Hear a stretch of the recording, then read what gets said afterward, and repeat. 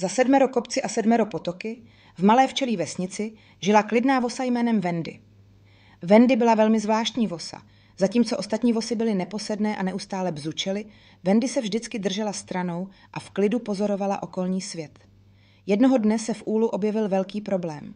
Kouzelný med, který chránil vesnici před zlobivými netvory, začal mizet.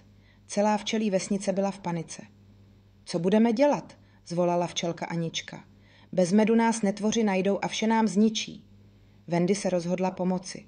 Já zjistím, kdo zatím stojí, řekla klidně.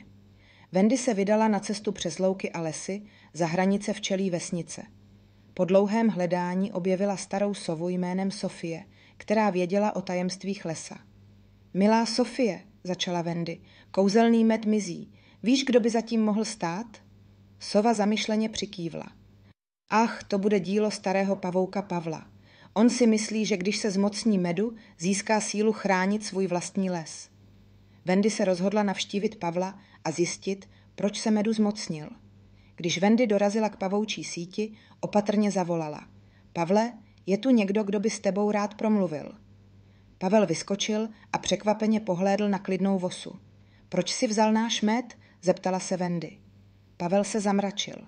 Chtěl jsem chránit svůj domov, ale teď vidím, že to nebylo správné, přiznal smutně. Možná bychom mohli spolupracovat, navrhla Wendy. Spojíme naše síly a ochráníme oba naše domovy. Pavel souhlasil a kouzelný med vrátil. Od toho dne se včelí vesnice a pavoučí les stali přáteli a chránili si navzájem své kouzelné světy. A tak se klidná Wendy stala hrdinkou, která ukázala, že i s klidem a rozvahou lze překonat problémy. A to je i ponaučení našeho příběhu.